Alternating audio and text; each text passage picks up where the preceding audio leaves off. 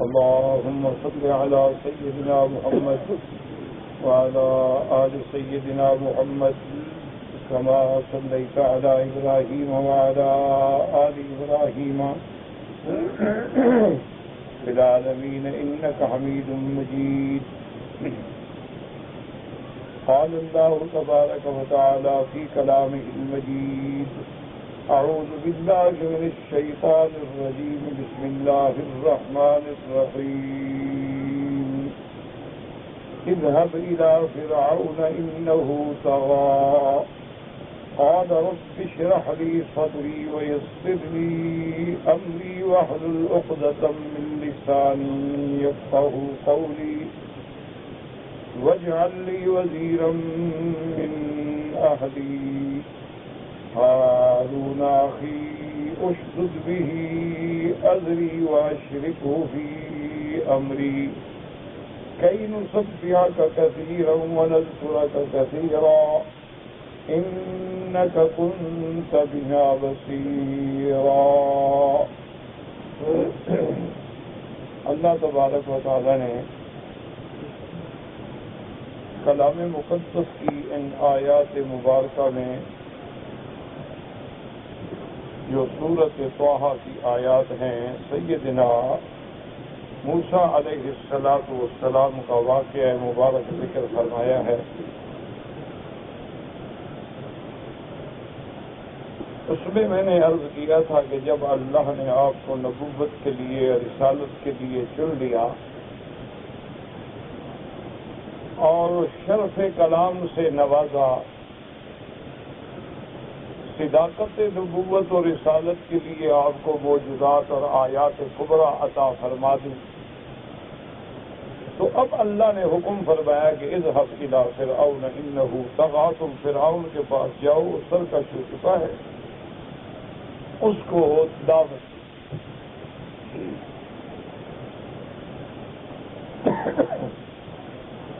جب اتنا بڑا ثقل نبوت اور دعوت اللہ کا عظیم کام آپ کو سونپا گیا تو حضرت موسیٰ علیہ السلام نے اللہ سے دعا مانگی. تو اس دعائے موسیٰ علیہ السلام میں بھی ہمارے لیے ایک سبق ہے کہ جب کوئی کام کرنا چاہو تو اپنے اللہ کی طرف رجوع کرو، اللہ سے دعا مانگو. انسان کچھ بھی ہو جائے، وہ ضعیف ہے، کمزور ہے، وہ کسی کام کو سر انجام نہیں کر سکتا جب تک اللہ کی مدد شامل حال نہ ہو. اور یہ بھی سبق ملا کہ چاہے وہ کام دین کا بھی کیوں نہ ہو، بات سمجھتے ہیں کہ ہم تو دین کا کام کریں نہیں، اس کے لیے بھی اللہ سے دعا مانگیں.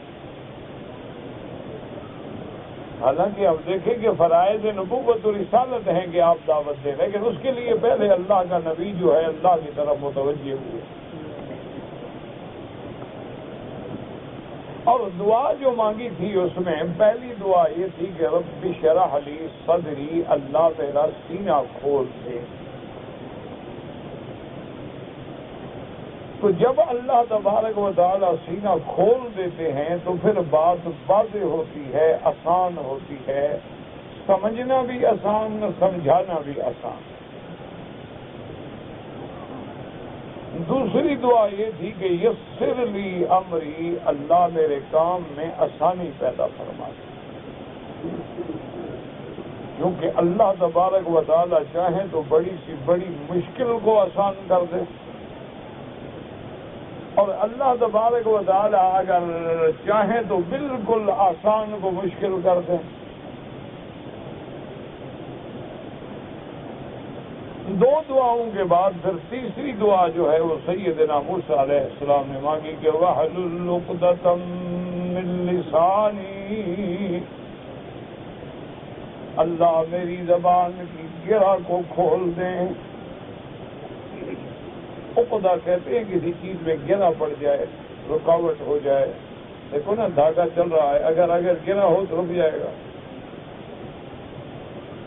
اس کو کہتے ہیں عقدہ. کہ یا اللہ میری زبان میں جو عقدہ ہے اس کو کھول دیں. کیوں؟ یفقہوا قولی، کہ میری بات کو سمجھا جا سکے، لوگ سمجھ سکیں. اگر بات کو سمجھ نہیں سکیں گے تو پھر اس پہ عمل کرنا ہے.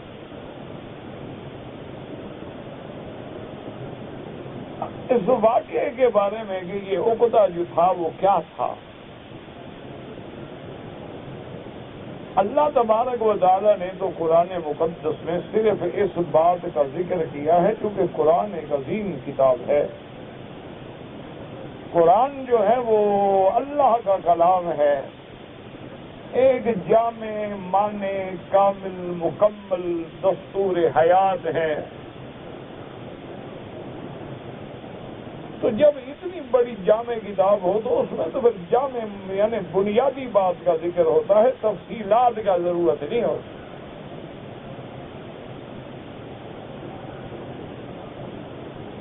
لیکن مفسرین کرام رحمہم اللہ علیہم اجمعین نے واقعہ لکھا ہے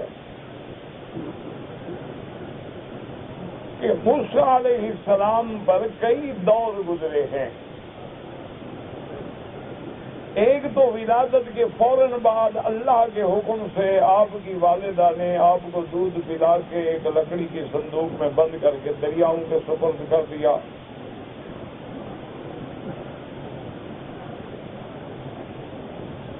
لیکن جو امانت اللہ کو سپرد کر دی جائے اور حکم بھی اللہ کا ہو وہ کبھی ضائع نہیں ہوتی.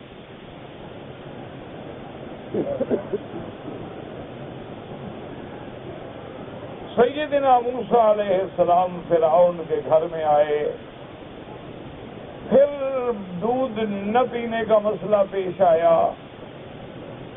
اسی کو سبب بنا کے اللہ نے موسیٰ علیہ السلام کو ان کی والدہ کے پاس لوٹا دیا.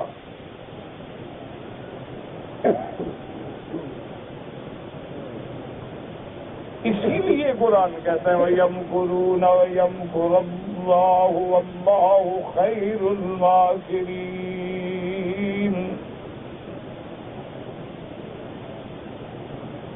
اسی طرح قرآن کہتا ہے يُخَادِعُونَ اللَّهَ وَهُوَ خَادِعُهُمْ. اسی طرح قرآن فرماتے ہیں إِنَّهُمْ يَكِيدُونَ كَيْدًا وَأَكِيدُ كَيْدًا. اللہ فرماتے ہیں میرا مدنی کافر بھی تدبیریں کرتے ہیں، کرنے دو، میری تدبیر کا کیا مقابلہ.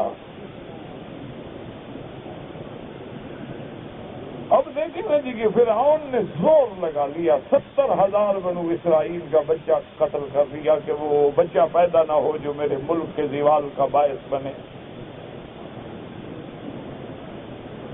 لیکن تدبیر الہی کے سامنے تدبیر انسانی کیا کر سکتی ہے؟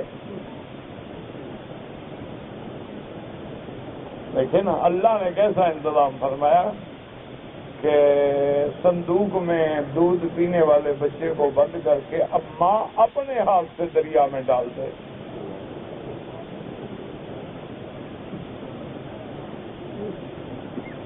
اسی سے علماء نے فرمایا کہ ہمیں سبق ملتا ہے کہ حکم خدا بندی پہ قربانیاں دینی پڑتی ہیں، یقین کرنے پڑتے ہیں، ان امتحانوں سے گزرنا پڑتا ہے.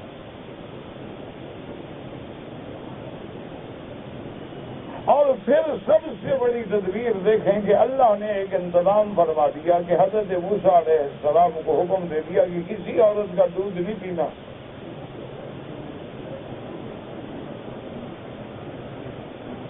وہ چاہیں تو ابھی دودھ پیتے بچے ہیں لیکن ان کے دل میں بھی اپنے وحی کے ذریعے ہدایتیں فرما دیتے ہیں.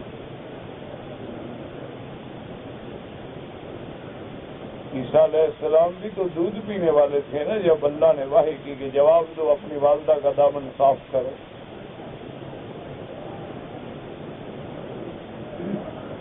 موسیٰ علیہ السلام بھی دودھ پینے کی عمر میں اللہ نے ہدایت فرما دی کہ بس دودھ نہیں پینا.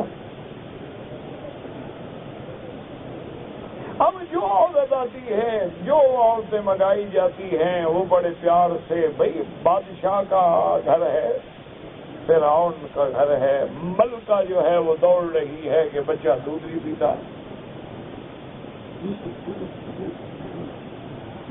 اللہ نے فرمایا حرمنا علیہ المراضع کلھا من قبل، ہم نے بالکل دودھ حرام کر دیا موسیٰ کو، تو پینے ہی نہیں۔ موسیٰ علیہ السلام نہیں قبول کرتے۔ اسی کو اللہ نے اپنی تدبیر کے ذریعہ بنا دیا کہ موسیٰ علیہ السلام پھر اپنی ماں کے گھر میں لوٹ آئے۔ مفسرین نے لکھا ہے کہ جب رب راضی ہو جائے دعا کرو اللہ ہم سے بھی راضی ہو۔ اللہ اکبر، گناہگار ہیں لیکن اس کے بندے تو ہیں نا، مخلوق تو ہیں نا۔ ایک آدمی یہ دیکھو نا، ایک پلاسٹک کا گلاس بناتا ہے، وہ خود تو نہیں توڑنا چاہتا، تو اللہ نے ہمیں پیدا جو کیا ہے کوئی جہنم میں ڈالنے کے لیے تو نہیں بنایا۔ مخلوق تو آخر خالق کو پیاری ہے۔ مفسرین نے لکھا ہے کہ دیکھیں اللہ جب راضی ہوتے ہیں اور انعام دینے آتے ہیں، اب موسیٰ علیہ السلام کی والدہ دودھ بھی اپنے بچے کو پلا رہی ہے اور اجرت تنخواہ بھی لے رہی ہے۔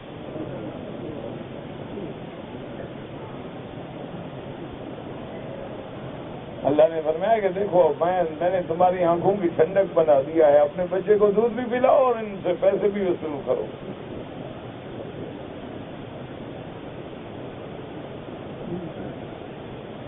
اور جب موسیٰ علیہ السلام دودھ پینے کی مدت سے گزر گئے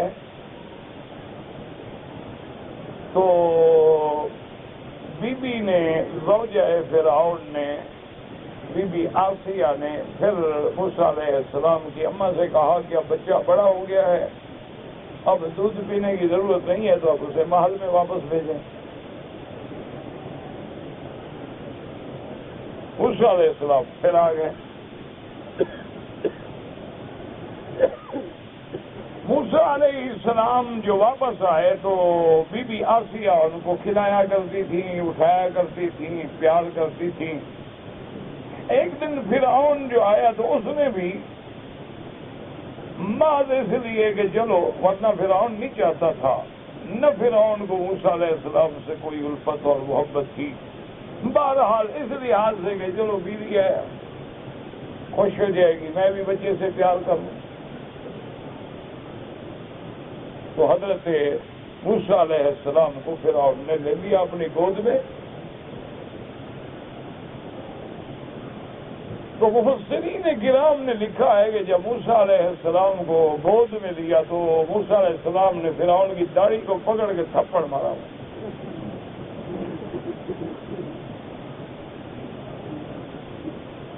اب اس کے بارے میں مفسرین وجوہات لکھتے ہیں، بات تو کہتے ہیں کہ اللہ نے علم دے دیا تھا، دشمن ہے تمہارا، اس کو ابھی بچپن میں مارو، بڑے ہو گے تو مارنا ہی ہے۔ اور بعض کہتے ہیں کہ فرعون جو ہے نا اس کی لمبی داڑھی تھی، اچھا ویسے بھی بڑے چھوٹے قد کا 2.5 فٹ کا آدمی تھا سارا، اور داڑھی میں موتی لگواتا تھا، ہیرے جواہرات زمرد یاقوت وہ جڑے ہوتے تھے۔ تو بچے نے دیکھا کہ کوئی چمکنے والی چیز ہے، پکڑ لیا، چھڑانا چاہا تو اسے مار دیا۔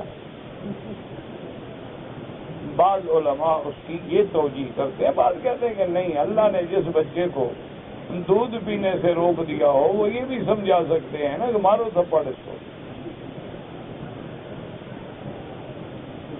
اب فرعون آگ بگولا ہو گیا، جب اس کے منہ پہ تھپڑ لگا نا تو یکدم اس کا دماغ ہلا، اس کو خیال آیا کہ میں جس بچے کو روک رہا ہوں یہی بچہ تو نہیں یہ میرے گھر میں آ گیا ہے۔ تو اس نے کہا آسیہ کو بھی جلد کو بلاؤ، جلدی کرو، اس بچے کو میں زندہ دیکھنا نہیں چاہتا، اس نے میری بے عزتی کی۔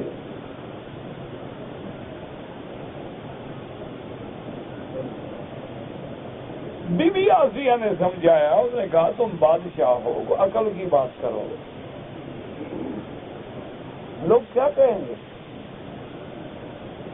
کہ ایک بچے نے منہ پہ ایسے مارا تھا اور اس نے ذبح کروا دیا، یہ تو تمہارے لیے باعث بدنامی بات ہے۔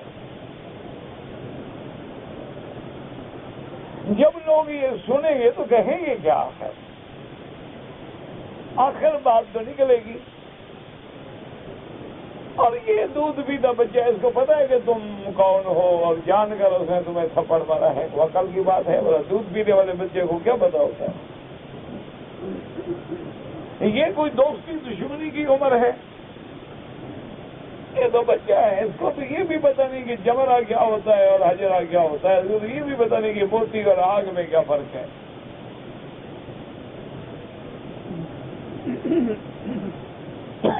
فرعون جب ٹھنڈا ہوا اس نے کہا دیکھو امتحان کر لو، بچہ ہے، اس نے تمہیں جان کے نہیں مارا۔ تو فرعون نے حکم دیا کہ اچھا ایسا کرو کہ ایک تشت میں ہیرے، زمرد، جواہر، یاقوت اور موتی بھر کے لاؤ، اور دوسرے تشت میں انگارے جلتے ہوئے روشن وہ لے آؤ، اور دونوں جو ہیں ایک ادھر رکھ دو ایک ادھر رکھ دو، اور یہاں سے بچے کو چھوڑ دو۔ اگر تو یہ موتیوں کی طرف جاتا ہے اس نے مجھے جان کے مارا ہے،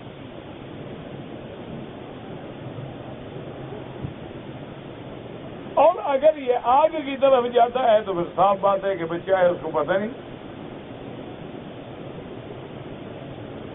اور تو تشت منگوائے گئے، رکھے گئے، اور حضرت موسیٰ علیہ السلام کو دونوں تشت سامنے رکھ کے یہاں دور سے چھوڑ دیا گیا۔ وہ تو ابھی گھٹنوں پہ چلتے تھے، ایسے گھسٹتے تھے۔ تو مفسرین کرام نے یہ بھی لکھا ہے کہ جب موسیٰ علیہ السلام کو چھوڑا گیا تو سیدھے موتیوں کی طرف جا رہے۔ اللہ کا نبی ہے، آگ کی طرف کیوں جائے؟ اللہ نے حکم دیا جبریل علیہ السلام کو کہ ابھی ہم اس کو راز میں رکھنا چاہتے ہیں، موسیٰ علیہ السلام کو ادھر آگ کی طرف پھیر دو، یہ ادھر جا رہا ہے، راز کھل جائے گا۔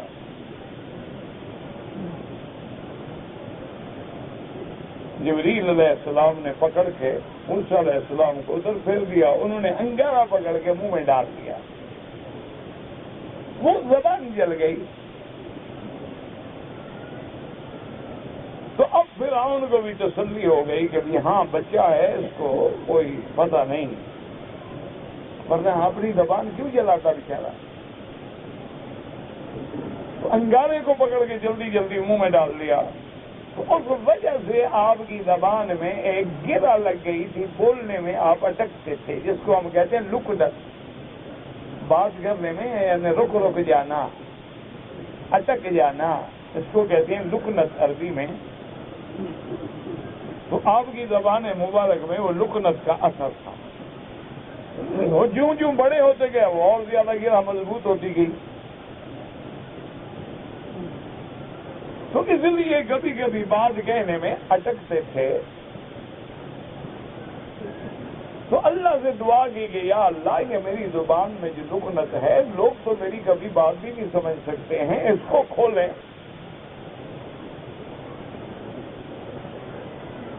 اور اسی سے علماء نے یہ بھی استدلال فرمایا ہے کہ خطابت کے لیے، تقریر کے لیے، تاثیر پیدا ہونے کے لیے یہ بھی ضروری ہوتا ہے کہ آدمی فصیح اللسان ہو، اللہ نے اس کو زبان دی ہو۔ ان من البیان لسحرا، کہ بیان جو ہے یہ بھی ایک جادو ہے۔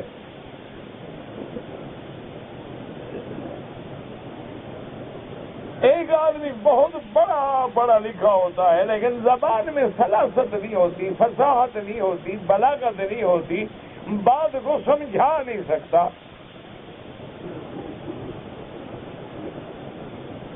اور ایک آدمی کو اللہ نے افہام و تفہیم کی ایسی بلاغت دی ہوتی ہے کہ بالکل بات دلوں میں بٹھا دیتے ہیں۔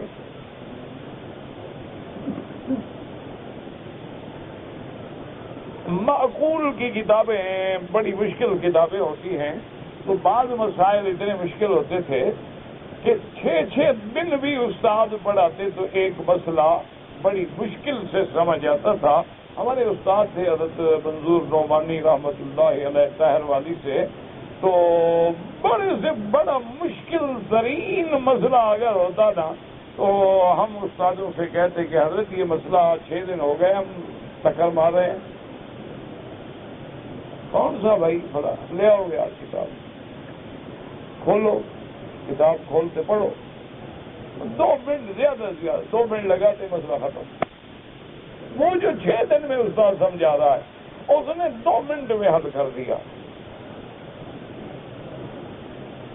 اور ایسے دماغ میں بیٹھ جاتا تھا وہ مسئلہ۔ اللہ نے ان کو ایسی قوت فہم و تفہیم عطا فرمائی تھی کہ جو بات کرتے تھے گویا میں نے سمجھا یہ بھی میرے دل میں ہے۔ تو یہ بھی بڑی ضرورت ہوتی ہے کہ دعوت دینے کے لیے طلاقت لسان، فصاحت لسان، بلاغت کلام اور آواز کی تزئین، اللہ تبارک و تعالیٰ کی یہ نعمتیں ہیں جو دوسروں کے دل میں پھر اتر جاتی۔ اسی لیے ہم نے سنا ہے کہ حضرت شاہ جی رحمت اللہ علیہ بھی، ہم نے تو زیارت کی ہے لیکن شاہ صاحب کا جب بڑھاپا اور فالج کا حملہ ہو چکا تھا، کمزوری بہت بڑھ گئی تھی، ہم نے تو انہیں آپ کا بڑھاپا دیکھا ہے، جوانی نہیں دیکھی۔ لیکن لوگ بتلاتے ہیں کہ جب حضرت کی صحت و عافیت تھی تو آپ کو بھی اللہ نے زبان میں ایسا جادو عطا فرمایا تھا کہ اگر آپ نے 6 گھنٹے بھی خطاب کیا ہے، لاکھوں کا مجمع ہے، مجالے کو ایک آدمی بھی ہلا ہو مجمع سے، یہ اللہ کی عنایات ہوتی ہیں، اللہ جس پہ کر دے۔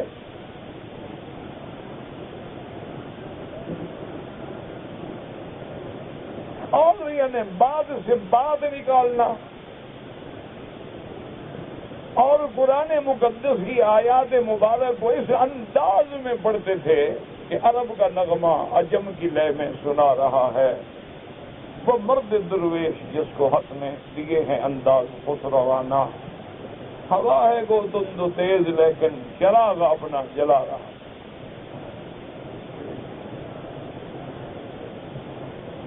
ایسے ایسے واقعات بھی ہوئے کہ کبھی جیل میں آپ نے قرآن پڑھا، انگریزوں کا دور تھا، تو وہاں کے جو کافر ہوتے تھے نا، حملے کے لوگ ہوتے تھے، سپرنٹینڈنٹ ڈر جاتا تھا کہ کہیں اگر 2 دن شاہ جی کا انہیں قرآن سے سارے مسلمان ہو جائیں گے۔ دیکھو نا آخر کوئی بات تو تھی نا کہ حضرت معین الدین رحمت اللہ علیہ نے جب ہند میں پہنچے ہیں، آپ کو جاننے والا کوئی نہیں تھا، لیکن چند دنوں میں 90,000 ہندو نے کلمہ پڑھ لیا۔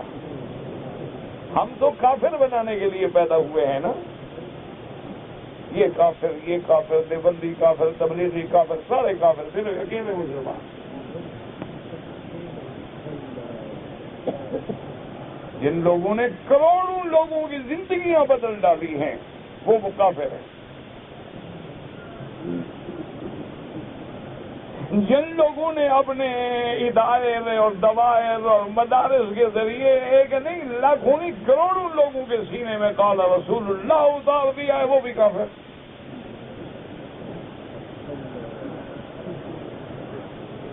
جب دیوبندی کافر، تبلیغی کافر، بریلوی تو اور پٹے کٹے کافر ہو گئے نا، وہ تو بالکل نیچے والی نمبر ہے نا۔ تو باقی مسلمان کتنے % بچے؟ دیکھو نا آپ اپنے محلوں میں نظر ڈالیں کہ محلے میں کتنے لوگ ہیں، کتنی جماعتوں سے واپس ہے، یہ تو سارے کافر ہو گئے، باقی مسلمان کتنے بچے؟ کفر اکٹھا ہو کے کہتا ہے کہ یہ سارے مسلمان ہیں میرے دشمن ہیں، وہ ہمیں مسلمان بنا رہے، مسلمان کافر بنا رہے ہیں۔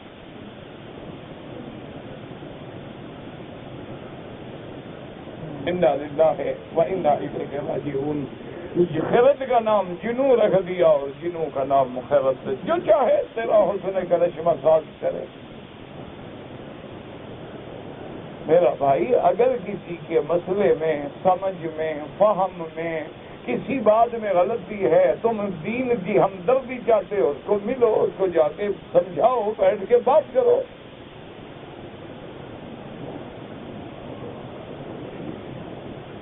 اللہ تبارک و تعالیٰ سے دعا کیا کرو کہ اللہ ہم مسلمانوں کے حال پہ رحم فرمائے۔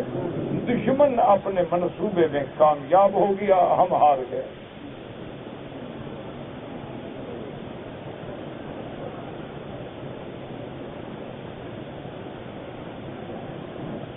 اب دیکھو نا ٹھنڈے دل سے اللہ کے کعبے میں بیٹھے ہو، انگریز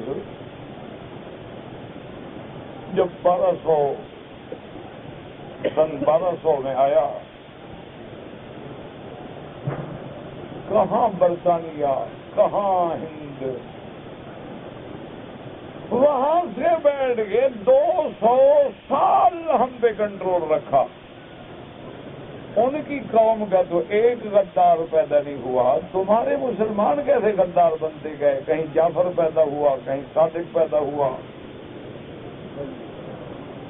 کہیں مولوی بک گیا، کہیں پیر بک گیا، بڑے بڑے گدی نشین بک گئے۔ یہ بڑی بڑی جو جاگیریں ہیں نا تمہارے پیروں کے پاس، یہ میلوں تک کی جاگیریں پھیلی ہوئی ہیں، ان کافروں کا انگریزوں کا انعام ہے۔ یہ باپ دادے سے نہیں لے آئے تھے، باپ دادا تو اللہ والے تھے، ان کے پاس زمینیں تھوڑی تھی۔ بات کو سمجھا کرو کہ ان کے جو باپ دادا سے جن سے نسبت ہے وہ تو اولیاء اللہ تھے، وہ تو اللہ کے ولی تھے، ان کو کیا ضرورت پڑی تھی جاگیروں کی اور بڑے بڑے گھروں کی؟ اور وہ تو اللہ والے لوگ تھے، مسجدوں میں بیٹھتے تھے، مسجدوں میں سوتے تھے، مسجدوں میں زندگی گزار دی، لوگوں کو دین کی ہدایت کرتے رہے، وہی فوت ہو گئے، وہی دفن ہو گئے۔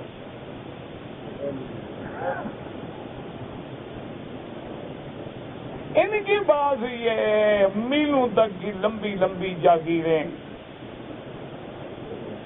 اور بڑے بڑے ٹھاٹ باٹ نوکر چاکر، اور ان کے بچے بھی انگریزوں کے اسکولوں کے پڑھے ہوئے، ہارورڈ اور آکسفورڈ کی ڈگریاں لینے والے، یہ کہاں تھے؟ ان کے باپ دادا تو اولیاء اللہ تھے، ان کا کیا تعلق تھا ہارورڈ آکسفورڈ سے؟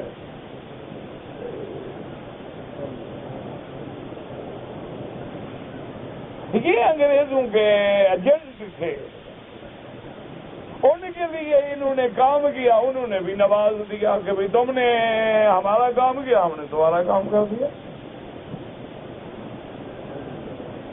جیسے دیکھو آج بھی دنیا میں وہ رشدی ملعون ہے، اس کا کام کریں گے نہیں، کیوں؟ اس نے ان کا کام کیا، اسلام پر الزام لگائے، ورنہ ان کا کوئی باپ لگتا ہے، بیٹا لگتا ہے۔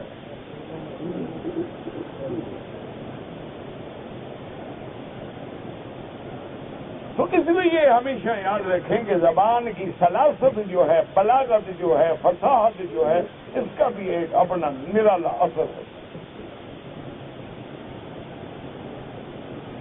اس لیے حضرت موسیٰ علیہ السلام نے دعا کی کہ وَاحْلُلْ عُقْدَةً مِّن لِّسَانِي يَفْقَهُوا قَوْلِي، میرا اللہ میری زبان کی اس گرہ کو کھول دے، لوگ میری بات کو سمجھ سکیں۔ اب علماء نے لکھا ہے کہ لکنت آخر وقت تک باقی رہی، کیونکہ موسیٰ علیہ السلام نے اتنی دعا مانگی تھی کہ اللہ میری زبان کھول دیں، لوگ میری بات سمجھ سکیں، یعنی مکمل کھولنے کی دعا نہیں مانگی، اس لیے آخر وقت تک لکنت کا اثر باقی رہا۔ اتنا کہا نا بس لوگ سمجھ سکیں، تو آپ کی بات میں لوگ سمجھ تو لیتے تھے۔ اسی لیے فرعون کہتا ہے کہ میں اس کو کیسے مان لوں، ولا یکاد یبین، جو کھل کے بات بھی نہیں کہہ سکتا۔ معلوم ہوا کہ وہ اثر باقی تھا۔ علماء نے فرمایا دعا تو قبول ہو گئی، لیکن دعا آپ نے اتنی مانگی تھی کہ وَاحْلُلْ عُقْدَةً مِّن لِّسَانِي، وَاحْلُلْ عُقْدَةً مِّن لِّسَانِي يَفْقَهُوا قَوْلِي۔ اسی لیے علماء نے لکھا ہے کہ ایک دن حضرت سیدنا یوسف علیہ السلام قید خانے کی زندگی میں بیٹھے ہیں، اللہ معاف کرے امتحان کی زندگی ہے۔ حضرت یوسف نے اللہ تبارک و تعالیٰ کے آگے درخواست کی کہ مولا اب بہت ہو گیا، اب ہمت جواب دے گئی ہے، میرا مولا مجھے رحم کر کے اب آزادی عطا فرمائے۔ اللہ نے جبریل بھیجا، اللہ نے فرمایا یوسف سے جا کے کہو یہ تو تم نے خود مانگا تھا مجھ سے، کہ جب زنان مصر نے ڈورے ڈالے تو یوسف نے ایک دعا کی تھی، رب السجن احب الی مما یدعوننی الیہ، میرا اللہ ان کے مکر سے تو مجھے جیل جانا بہتر ہے۔ اللہ نے فرمایا یوسف تم نے تو خود مانگا تھا کہ اللہ ان کے مکر سے بچا، چاہے جیل جانا پڑے، ہم نے مکر سے بھی بچا دیا، جیل بھی بھیج دیا، اگر تم دعا مانگتے اللہ جیل سے بھی بچا، ان کے مکر سے بھی بچا، ہم دونوں سے بچا دیتے۔ تم نے تو مانگا اتنا ہے نا۔ اس لیے علماء کہتی ہیں کہ جب اس سے شان والے سے مانگو تو پھر شان والی چیز مانگا کرو، یہ نہ کہا کرو کہ اللہ میاں دعا نے عطا کر دے، یہ تو مانگنا بھی توہین ہے۔ پھر بڑی سے بڑی چیز مانگو نا۔ بادشاہ کے پاس جاؤ اور اس کو کہو کہ دو آنے دے دو، کہے گا اس کو پکڑ کے مارو، اس کے سر پہ 2 ڈنڈے، پاگل ہے، 2 آنے مانگنے آیا بدوا، اور باہر کسی سے 2 آنے بھیک مانگ لیتا، میرے پاس آنے کی کیا ضرورت ہے؟ اس لیے حضور نے سکھلا دیا اذا سألتم اللہ الجنت فسألوہ الفردوس الاعلی، اللہ سے جنت بھی مانگو تو فردوس اعلیٰ مانگو، کیونکہ فرمایا کہ جنت الفردوس جو ہے اس کی زمین 7واں آسمان جو ہے اس کی گویا زمین ہے، اور اللہ کا عرش جو ہے اس کی چھت ہے، وہ جنت مانگو۔ چھوٹی چیزیں، اسی لیے نا ربنا آتنا فی الدنیا حسنۃ وفی الآخرۃ حسنۃ وقنا عذاب النار، دنیا کی بھی بھلائی حسنۃ، اتنی کبھی تنوین تعظیم کے لیے، عظمت کے لیے ہوتی ہے، اللہ مجھے دنیا کی بھی سب سے بڑی بھلائی عطا فرما اور آخرت کی بھی سب سے بڑی بھلائی عطا فرما۔ جب دینے والا ملک الاملاک ہو، دینے والا آسمانوں اور زمینوں کا مالک ہو تو پھر اس سے چھوٹے موٹے سوال نہ کیا کرو۔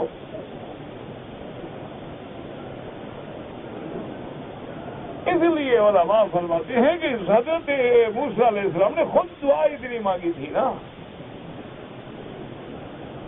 کہ میرا اللہ میری زبان کو کھول دے، وَحْلُلْ عُقْدَةً مِّن لِّسَانِي يَفْقَهُوا قَوْلِي، اللہ نے اتنی زبان موسیٰ علیہ السلام کی کھول دی، اور اس کے بعد پھر دعا مانگتے ہیں، اور اس کے بعد کہتے ہیں وَاجْعَل لِّي وَزِيرًا مِّنْ أَهْلِي، اللہ مجھے بوجھ اٹھانے والا، وزیر مانا بوجھ اٹھانے والا، تمہارے وزیر نا، یہ تو خود بوجھ ہے انشاءاللہ، یہ تو مستقل بوجھ ہے نا، ورنہ وزر کا معنی ہوتا ہے سکل، کہ لا تزر وازرۃ وزر اخری، اللہ کسی کے کفر کا بوجھ دوسرے پہ نہیں رکھے گا، کہ اللہ تبارک و تعالی ابو جہل کے کفر کا بوجھ اکرمہ پہ رکھ دے، ایسا نہیں ہوگا، وہ عدل والے ہیں۔ اس لیے کہا وَاجْعَل لِّي وَزِيرًا، وزیر، اس لیے حضور پاک صلی اللہ علیہ وسلم نے دعا فرمائی کہ دعا مانگا کرو اللہ تبارک و تعالی حاکموں کو اچھے وزیر دے، جو بھولیں تو یاد دلائیں، جو برائی سے بچانے والے ہوں، خیر پہ چلانے والے ہوں۔ ایک آدمی کو حجاج بن یوسف نے پکڑا، وہ مشہور تھا، پکڑنے دھکڑنے میں تو بلا تھا نا، جب اس کو پکڑا تو اس کی باتیں سنی، وہ بیچارہ مظلوم تھا، غریب تھا، لیکن کون سنے مظلوم غریب کی، تو اپنے جو اس کے وزیر تھے ان سے پوچھا کہ بتلاؤ اس کو کیا سزا دوں، وہ جانتے تھے کہ موت سے کم تو سزا اس کے بعد ہے ہی نہیں نا، اس کی لغت میں نہیں۔ انہوں نے کہا کہ بڑا گستاخ ہے، اس بندے کو زندہ رہنے کا حق ہی کوئی نہیں۔ ٹھیک ہے، جب اس کو سزائے موت سنائی نا تو وہ ہنس پڑا، تو اس بندے کو سزا سنائی نا، وہ ہنسنے لگ گیا۔ حجاج نے کہا پاگل، تمہیں میں نے سزا موت دی، ہنس کیوں رہے ہو؟ اس نے کہا میں ہنس اس لیے رہا ہوں کہ تیرے وزیر جو ہیں وہ تو فرعون کے وزیر ان سے بھی برے ہیں۔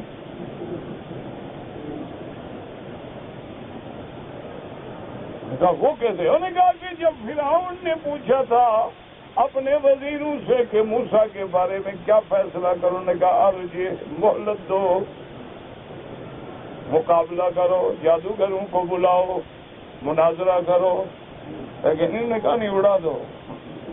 پھر وہ اچھے تھے نا، مہلت تو دی، دشمن کو موقع تو دیا نا مقابلہ کرنے کا۔ اچھا حجاج کو بھی دل میں بات لگی، انہوں نے کہا چھوڑ دو۔ انسان ہے نا جی، کبھی کبھی پھر بات اثر کر جاتی ہے نا، جو بات نکلتی ہے اثر کرتی ہے، اس کو سمجھ آ گئی بات۔ انہوں نے کہا بات تو ٹھیک ہے۔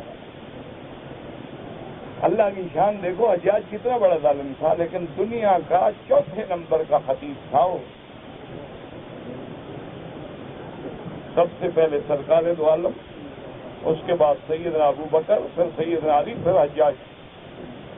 اندازہ کرو اس کی خطابت کا، اتنا بڑا خطیب تھا اور اتنا بڑا قرآن سے عشق تھا کہ یہ قرآن میں یہ آراب ہے نا، یہ حجاج نے لگائے ہیں، ورنہ ہم تو قرآن ویسے، ہم تو میں تو خیر ویسے جاہل ہوں، لیکن قرآن پڑھتے غلط ہم، یہ زبر زیر وغیرہ یہ حجاج نے لگوائی ہے، تب تو ہم سب کچھ پڑھ لیتے ہیں ٹوٹا پھوٹا، ورنہ عرب تو پڑھ لیتے نا، ان کی تو زبان تھی نا، ان کے قرآن دیکھو مجالے کوئی زبر زیر ہو، وہ تو جانتے ہیں نا غریب عربی، ہم تو جانتے نہیں تھے، ناجوی لوگ تھے، یہ عربی اسی نے لگوائے تھے،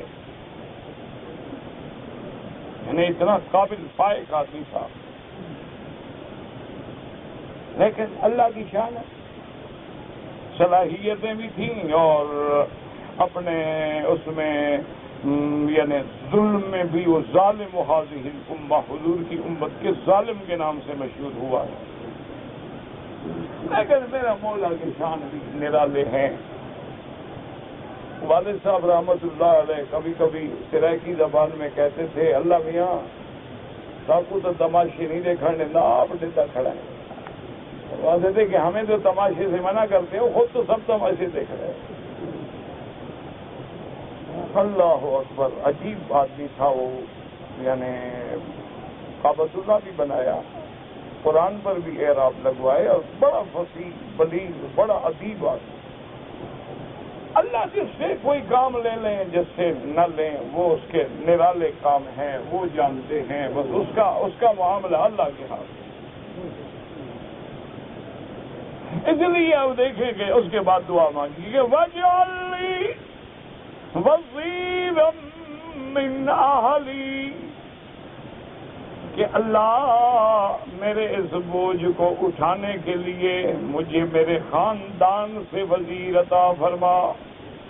یہاں تو اہل کا لفظ علی العموم ہے، آگے نام بھی دے لیا، ادب کا تقاضا یہ ہے کہ ایسا ایسا درخواست پیش کرو۔ وَاجْعَلْ لِي وَزِيرًا مِّنْ أَهْلِي هَارُونَ أَخِي، اللہ میرا بھائی ہارون جو ہے وہ حضرت موسیٰ سے بڑے ہیں، حضرت موسیٰ علیہ السلام عمر میں چھوٹے ہیں لیکن شان میں بڑے ہیں۔ اللہ دعا کرو اللہ ہمیں ادب سکھائے۔ ایک صحابی سے کسی نے پوچھا انت اکبر ام رسول اللہ، تم بڑے ہو کہ محمد مصطفیٰ بڑے ہیں؟ اس نے کہا بڑے تو حضور ہیں لیکن پیدا پہلے میں ہوا، یہ نہیں کہا کہ میں بڑا ہوں، یہ ہے ادب۔ حالانکہ کوئی ایسی بات نہیں تھی کہہ سکتا تھا کہ میری عمر زیادہ ہے، لیکن کہتا ہے کہ نہیں، اکبر حضور بڑے ہیں، وَأَنَا أَفْحَنْ، عمر کے لحاظ سے میں پہلے پیدا تو میں پہلے ہوا ہوں، بڑے محمد مصطفیٰ ہیں۔ یہ شان ہے کہ سرکار دو عالم کا ادب کا تقاضا یہ ہے کہ میں کیسے کہوں کہ میں بڑا ہوں؟ حضور سے کیسے بڑا ہو سکتا ہے کوئی؟ حالانکہ عمر کی بات ہو رہی. اللہ، یہ ادب ہوتا ہے. جنہوں نے ادب کیا وہ پا گئے، اور جو بے ادب ہوئے وہ ہمیشہ کے لیے برباد ہو گئے. اسی لیے بزرگ کہتے ہیں با ادب با نصیب، بے ادب بے نصیب.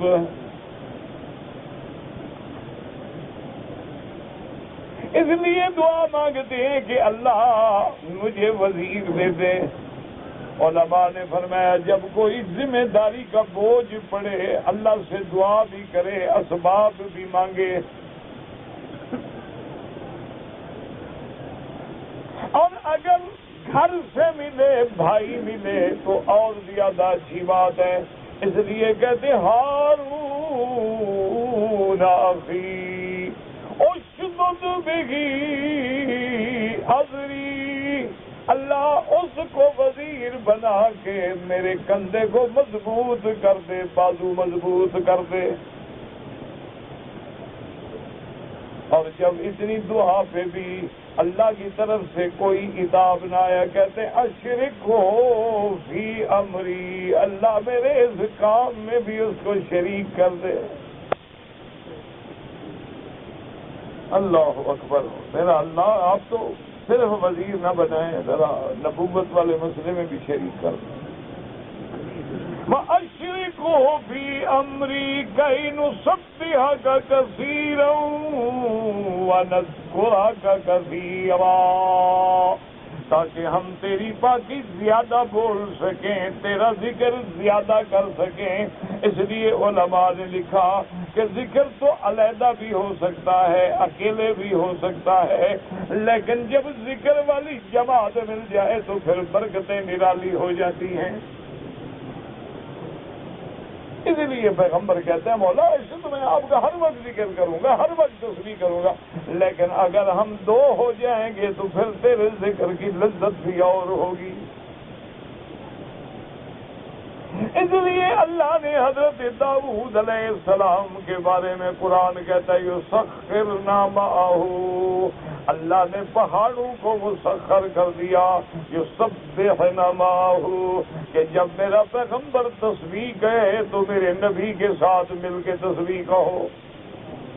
یاد رکھو ویسے تو ہر چیز تسبیح کہتی ہے، لیکن یہ داؤد کا معجزہ تھا کہ جو آپ بولتے وہ پتھر بھی بولتے ہیں،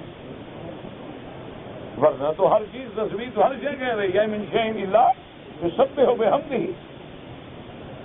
اس لیے قرآن کہتا ہے کہ موسیٰ علیہ السلام نے اللہ سے دعا مانگی کہ وَأَشْرِكْهُ فِي أَمْرِي كَيْ نُسَبِّحَكَ كَثِيرًا وَنَذْكُرَكَ كَثِيرًا. پہلے یہاں تسبیح کا ذکر ہے، بعد میں ذکر کا ذکر ہے. علماء نے فرمایا اس سے مسئلہ سمجھو، جو اللہ کی تسبیح بیان نہیں کرتے کیا مانا؟ اللہ تبارک و تعالیٰ کو شریکوں سے پاک نہیں مانتا، اللہ تبارک و تعالیٰ کو صفات نقصان سے پاک نہیں مانتا. اس کے ذکر کرنے کا کیا فائدہ؟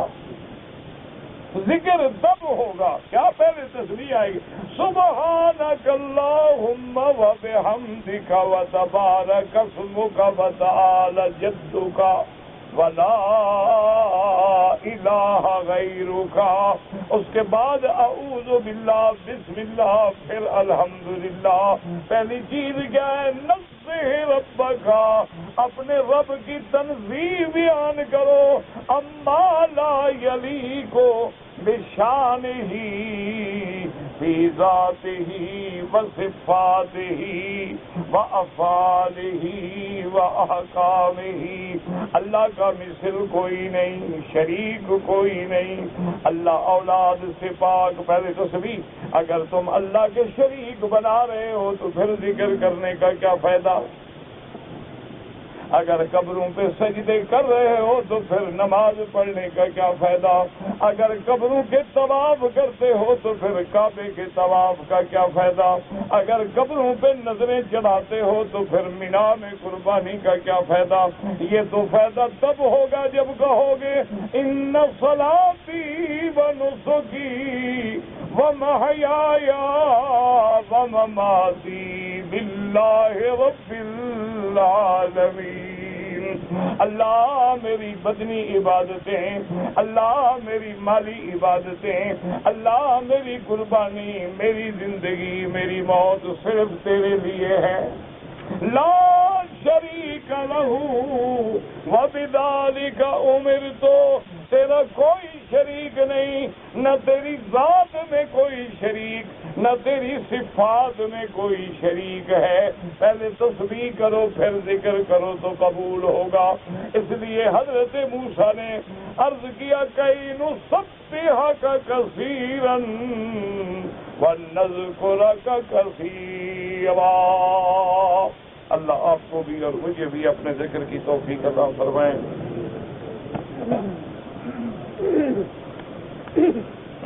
میرے سسر فوت اللہ مغفرت فرمائے، جو بھی مسلمان فوت ہو گئے اللہ جنت الفردوس نصیب فرمائے۔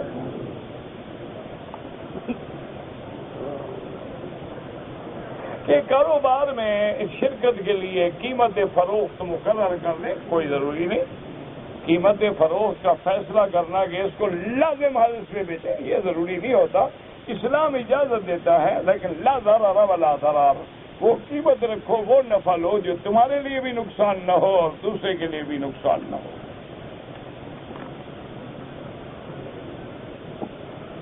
کہتے جی کہ میں اگر کسی نے منت مانی کہ میرا کام ہو گیا تو میں روزے رکھوں گا یا طواف کروں گا، بالکل پورا کرے۔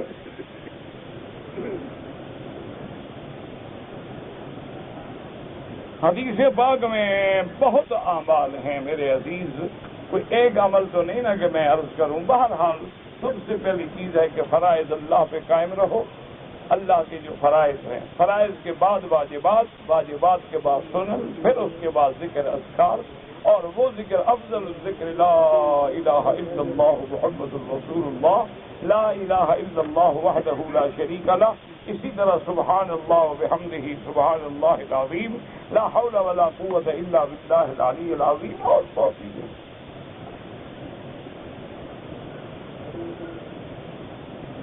امطار الناس مطرن، یہ تو آپ نے لکھا ہی غلط ہے، ترجمہ میں کیسے کروں؟ عودت العرب مرجن و نہارن، عجیب بات کا مقصد یہ ہے کہ عرب میں اللہ فراوانی دیں گے، نہریں، پانی پیدا ہو زیادہ ہوگا، علامات قیامت میں ہے۔ اللہ عالم، آپ نے عبارت ٹھیک نہیں لکھی۔ اگر کوئی آدمی 3-4 طواف مسلسل کرے، افضل یہ ہے کہ 7 چکر ختم کر کے 2 رکعت پڑھو۔ لیکن اگر تم 7 چکر ختم کر کے پھر حجر اسود سے دوبارہ طواف شروع کرو، 2-3 طواف کر کے بعد میں 2 رکعت پڑھ لو، جائز ہے۔ مدینہ منورہ میں جانے کے بعد آداب یہ ہوتے ہیں کہ آپ مدینہ منورہ جائیں، اپنی جگہ پہ پہنچیں، غسل کریں، پاک کپڑے پہنیں، خوشبو لگائیں، مسجد نبوی میں حاضر ہوں، پہلے 2 رکعت تحیۃ المسجد پڑھیں، پھر درود شریف پڑھتے پڑھتے حضور کی مواجہہ میں آئیں، ادب سے صلاۃ و سلام پڑھیں، اللہ سے دعا مانگیں، اور جتنے دن مدینہ منورہ میں رہیں درود کی کثرت کریں۔ کہتے ہیں جی کہ بعض نمازوں میں جیسے مکبر ہوتا ہے، امام بھی تکبیر کہتا ہے، مکبر بھی پیچھے اللہ اکبر کہتا ہے، تو ہم امام کی اقتدا کریں گے یا مکبر سے ہمارا کیا کام ہے؟ ہم امام کی اقتدا کریں گے۔ مکبر تو اس لیے ہوتا ہے کہ جن کو آواز نہیں پہنچی ان کو بھی پہنچ جائے۔ اگر کوئی آدمی عمرے پہ آیا، اس نے طواف بھی کر لیا، صفا مروہ بھی دوڑ لی، اب اپنے بال خود اگر پھیر دے اس طرح بالکل جائز ہے۔ حرم میں جو نماز ہوتی ہے جنازے کی، عورتیں پڑھ سکتی ہیں، فرض نماز پڑھ سکتی ہیں، جنازہ پڑھنے میں کیا تکلیف ہے؟ مسئلہ یہ ہے کہ جنازے کے لیے عورت گھر سے نہ آئے، لیکن اگر موجود ہے تو پڑھے۔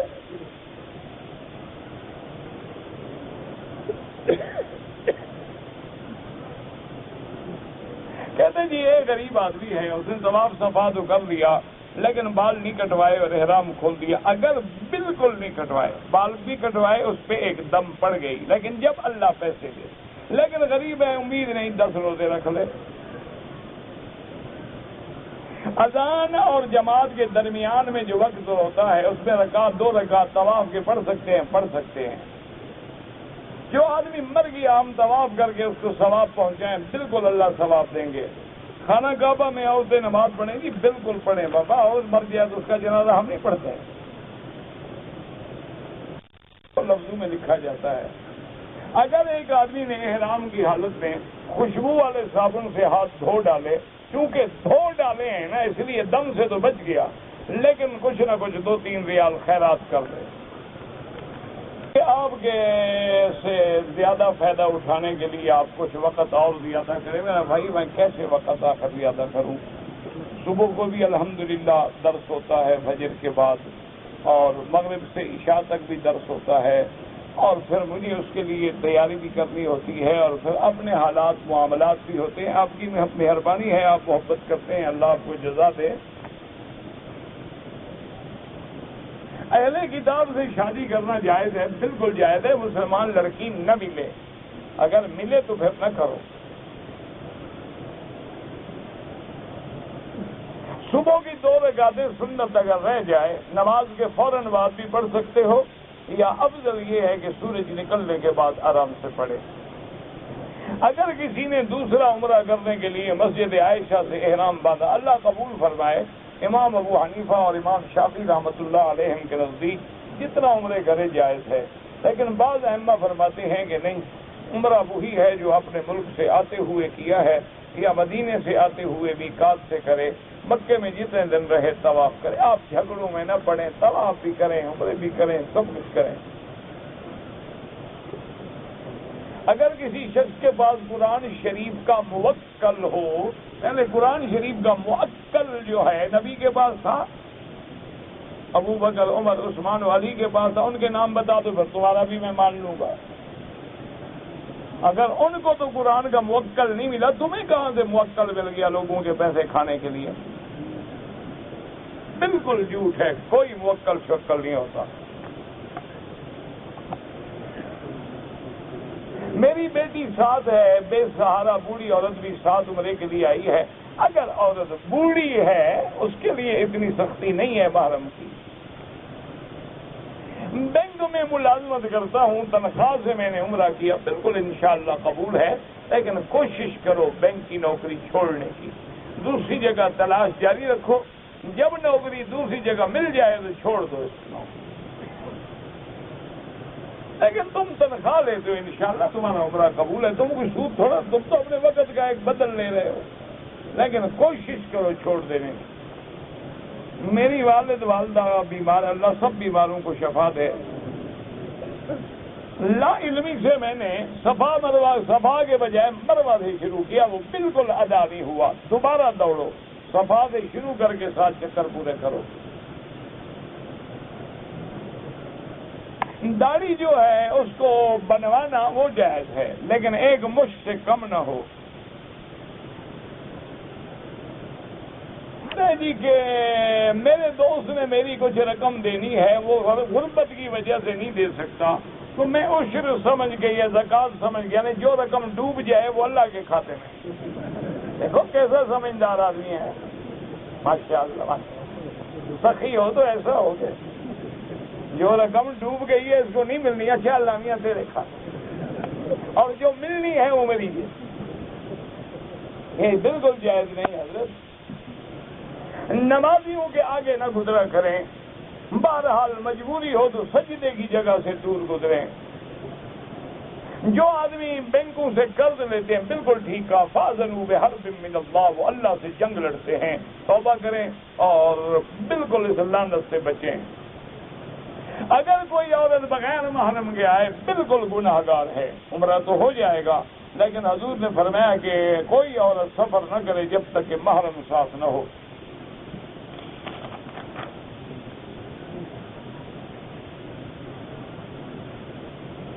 عبد الرحمان نے دودھ پیا اپنی پھوپھی ہاجرہ سے، تو اب تم نے دودھ پیا ہے تو ہاجرہ تمہاری ماں بن گئی۔ اب حاجرہ کی جو بیٹیاں ہیں تیری بہنیں، تمہارا نکاح تو نہیں ہو سکتا، لیکن تمہارے جن بھائیوں نے دودھ نہیں پیا ان کا تو ہو سکتا ہے، ان کا کیا قصور ہے؟ انہوں نے تو دودھ نہیں پیا غریبوں نے۔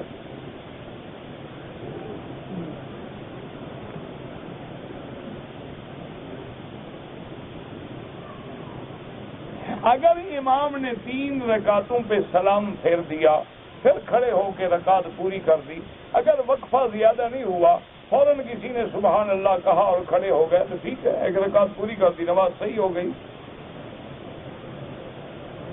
احرام کی حالت میں خوشبودار صابن سے ہاتھ دھویا، صدقہ خیرات کر دو۔ اونٹ کا گوشت کھانے سے وضو ٹوٹ جاتا ہے، امام احمد بن حنبل رحمۃ اللہ علیہ فرماتے ہیں کہ دوبارہ وضو کرے۔ امام ابو حنیفہ فرماتے ہیں کہ وضو لغوی مراد ہے، اصطلاحی نہیں۔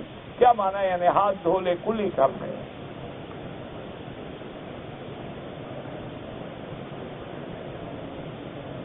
ہم پاکستان سے احرام باندھ کے آئے، طواف کیا، نماز پڑھی، بال کٹا دیا، صفا مروا نہیں دوڑے، ماشاءاللہ، باقی کام کیا کیا آپ نے؟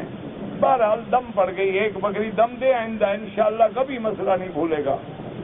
300 ریال کی بکری ملے گی نا، ضرب 1600 تو 4800، یہ تمہیں 10 سال مسئلہ بھول جائے نا، میں دوں گا تمہاری بکری۔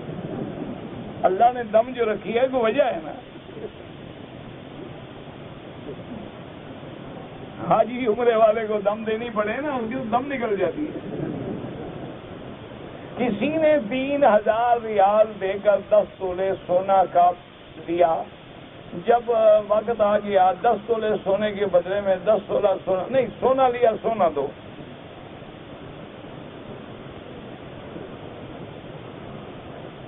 چار 5 مہینے سے ایمان اور کفر کے فتنے میں پڑا ہوا ہوں، دل میں وسوسے آتے ہیں، اچھی بات ہے، بری بات تو نہیں ہے۔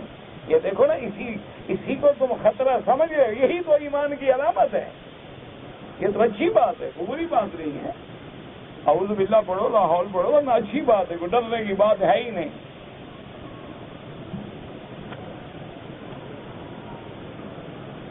مجذوب ولی اللہ، مجذوب کا معنی وہ نہیں ہوتا جو تم سمجھتے ہو کہ کپڑے اتار کے بازار میں بیٹھ جائے، وہ مجذوب کا معنی ہوتا ہے کہ لوگوں سے اللہ کی طرف کھنچ گیا، یعنی اللہ کے ذکر نے اس کو کھینچ لیا ہے، اب اس کو لوگوں سے تعلق نہیں رہا۔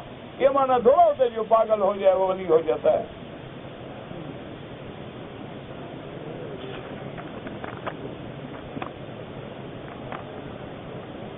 میری والدہ کی عمر 70 سال سے زیادہ ہے، تم دماغ میں کچھ فرق آ جاتا ہے، کبھی عصر سمجھتی ہے، کبھی عشاء، کوئی بات نہیں، پڑھتی رہے۔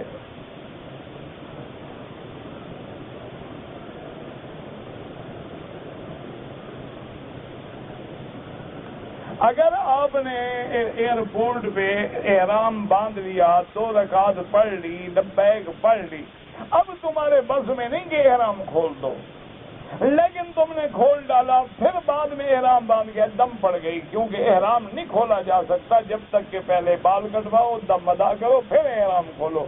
یہ 2 چادریں تھوڑی ہیں، جب چاہے باندھ لیا، جب چاہے کھول دیا۔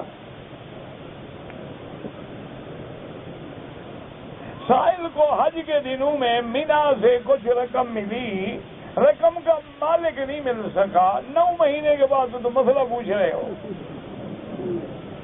بہرحال کسی مدرسے میں غریبوں کو دے دو، کوئی بات نہیں۔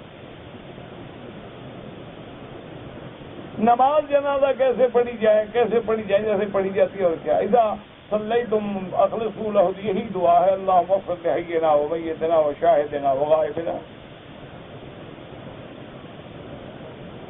اسپیکر کی ضرورت میں مکبر کی کیا ضرورت ہے؟ اگر اسپیکر بند ہو جائے پھر کیا کرو گے؟ کسی کی پاؤں لگے، تاری اڑ جائے، کیا کرو گے بھائی؟ ہر مسئلے میں دماغ ان کا چلتا رہتا ہے کہ اعتراض کیا کرے، بس داڑھی منڈانے والا امام بن سکتا ہے، نہیں بن سکتا۔ ویزے کی فیس 2000 ریال ہے، ہم ایجنٹ کو 2 لاکھ دے کے آتے ہیں، نہ دیا کریں 2 لاکھ، کس نے کہا ہے 2 لاکھ دے؟ نہ دو، دیتے ہو تو اپنی مرضی سے دیتے ہو، ہم سے مسئلے کیوں پوچھتے ہو؟ کسی نے آپ کو خط لکھا ہے، اس کو دو۔ اپنی لالچ میں دیتے ہو، سیدھی بات ہے، اس کو بھی لالچ ہے، تم کو بھی لالچ ہے، وہ بھی حرام کھانا چاہتے ہیں، تم بھی کھانا چاہتے ہیں۔ نابالغ بچے پہلی صف میں کھڑے ہو جاتے ہیں، افضل یہ ہے پیچھے کھڑے ہوں، لیکن حرم میں بچہ گم ہو جائے تم ڈھونڈ کے دو گے؟ اللہ کے بندے مسافر ہیں بیچارے، بڑے بڑوں کا دماغ خراب ہو جاتا ہے، آتے ہیں ادھر سے کہتے ہیں ادھر سے ایسے، تو چھوٹا بچہ ہے، کہاں گئے والدین؟ کھڑے رہے بالکل، کچھ نہیں ہوتا۔